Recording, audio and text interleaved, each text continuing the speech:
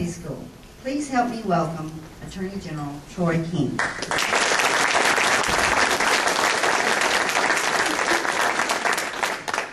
Good afternoon. Good afternoon. I know you're out there because I've met most of you. Good afternoon. Watch the score. I'll watch it. It is wonderful to get to be back home in the Wiregrass, and in particular be back home in Coffee County. Thank you for this wonderful turnout. I was thinking as I was sitting and I was watching more and more people come in. I was thinking back to when I was just a little boy growing up in Elba. There weren't this many Republicans, I don't think, in the whole county, much less at one lunch meeting. I was thinking about how I became a Republican. In 1979, I was a little 10-year-old boy living in Elba. The economy was bad. My dad sold real estate. And if you lived in Elba and you sold real estate in the late 1970s, you didn't have very much money. And I remember my dad calling a family meeting. He called us all together and he said, the economy's bad, interest rates are high, people aren't buying houses right now, and there's not going to be a family vacation for us to go on. I looked at my dad and I said, well, whose fault is that? My dad thought a minute and he said, well, I guess it would be the president's fault. I said, well, how do you get a new one? My dad thought a minute and he said, well, I guess that you would go out and campaign for the other guy. So that's what we did. In 1979, the other guy was a former governor of California named Ronald Reagan. And we went out and we went door to door. In fact, there were no Republican brochures in Coffee County at that time, so we wrote Montgomery and got a stack. And I still remember going door to door, knocking on doors, people coming to the door and saying, would you take this brochure and vote for Ronald Reagan for president so we can have a vacation next year? I've known since 1979 that if there were people who went to places like Montgomery and Washington and got to have that kind of an effect on little boys in places like Elba, that I wanted to be one of them. And God has blessed me and He's allowed me to go and to work for you and to serve you in Montgomery. And I'm proud to do that. I thought I'd begin with a little bit of hometown news. Many of you for 30 years, 31 years, have been following a case that originated in our county. It's the case of Billy Joe Magwood, who assassinated Sheriff Neil Grantham when I was also 10 years old. I'll never forget going with my dad down to his office on March the 1st, 1979. It was a spring day. We arrived at my dad's office, which sat right on the square. About 2 blocks past my dad's office was the county jail. We went by there lots of mornings on the way to school. This was the only time I ever remember going when there was yellow police tape and there were police cars everywhere. And then the news came that Sheriff Grantham had reported for duty. He had done just what he did every morning, except this morning somebody was waiting for him. His name was Billy Joe Magwood. Sheriff Grantham got out of his car and he started to walk into the county jail. Billy Joe Magwood got out of his car. He raised a gun and he shot him. Killed him. Right there, 2 blocks from the city square in Elba. A place where things like that aren't supposed to happen. I guess 1979 was a fairly important year in my life.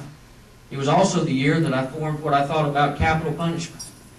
The year that I knew that anybody that would take a gun and hurt somebody who wore a badge in our state ought to pay with their own life. It's hard for me to believe that that little elementary school boy that arrived on that scene that day has graduated from high school, from college, has worked for 2 governors, and has become the Attorney General of this entire state. And we still wait on Billy Joe Magwood to be executed for what he did that day. I can only tell you one thing. My resolve has never dimmed. When I became Attorney General, I thought about subscribing to a clipping service and sending an article that's in all the papers in the state when Billy Joe Magwood's name got mentioned, because I'd like Billy Joe Magwood to know that the Attorney General of this state knows his name.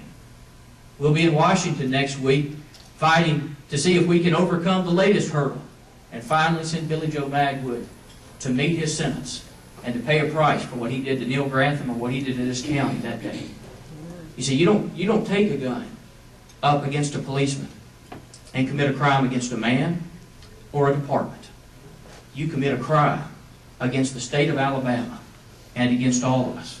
And there must be a consequence to be paid when you do it. So say a prayer that next Wednesday the United States Supreme Court will clear the latest hurdle out of the way and move Billy Joe Magwood one step closer to the death sentence that he earned. I'm glad to be home. I love to come home. When I come home at It just feels good. It's been a rough time in Montgomery. A lot of things have been going on up there. I want to talk to you about a few of them today. You know, I wish that political campaigns got run on the issues, but too often they get run on misrepresentations and smears, and this year's no exception. We're going to see the same kinds of things go on. But I'm not going to talk about those things, because I don't think that's what you want to hear about. I'm going to talk to you about the things that really matter. I'm going to make 2 campaign promises for you today. One campaign promise I'll make is that I will keep your family safe. You don't have to take my word for it. We've got a record of keeping your family safe. Now, I've never had a bunch of clients. I've never been for hire. I've always worked for the people of Alabama. And while working for you, I've done a lot of things that I believe have made your family safer. Not just sending people like Billy Joe Magwood, making sure that we continue to pursue him, but things like rewriting Alabama's sex offender law. Just 5 years ago, Alabama had one of the weakest sex offender laws in the country. In fact, it was a law that sex offenders mocked on the internet. They said, Alabama's a place you ought to go if you want to break the law, if you want to hurt our kids, if you want to prey on our women. That's not what they're saying today. Today, every time you break the law, it's a felony. If you break the law with a child, you go to prison and you serve every day of your sentence in jail. There's no good time. There's no early release programs for prison for sex offenders in Alabama. You go to prison and you stay there. We've made Alabama's families safer. Or how about smut peddlers? Not those who physically abuse our kids, but those who take cameras and hurt our kids. Just a few years ago, if you took a camera and you set out and you hurt our kids with that camera, you took their innocence away, you did something to them that could never be undone. Every image that you printed out and you put in a book was a separate crime. But if you took all those same pictures and you stored them on your computer hard drive, no matter how many there were, that was just one crime. I'm here to tell you that children are just as violated, perhaps more violated, if their pictures are kept on the internet and then distributed and opened over and over and over and over. We change that every time you transmit an image of child pornography in Alabama today. Every image of child pornography is a separate felony crime in Alabama. I learned a long time ago, here, I guess I'd call it Coffee County common sense, that all the laws and all the books haven't ever protected one person. It's when you take those laws and you use them. That's why we were in Jasper last week. We went after the worst child pornographer in Alabama history. 311 felony indictments against this guy. Today, there are 311 felony convictions. 115 life sentences to run consecutively. 1,960 years in the Alabama State Penitentiary for the images of child pornography that he shared with his friends. Somebody asked me when we indicted him on these 311 counts, they said, don't you think that's overkill? Don't you think that you could have made the same point with 50 counts or 100 counts? I guess it's my role as a dad that prevented me from reducing the number of charges that we brought. See, I've got 3 children. And if all 3 of my children were hurt by a child pornographer, I would think all 3 of my children would deserve a day in court. They shouldn't be asked to share with somebody else.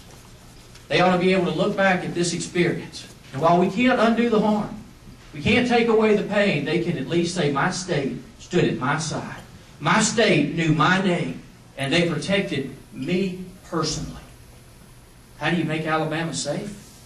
You do it one child, one criminal and one victim at a time. And that's what we've been doing.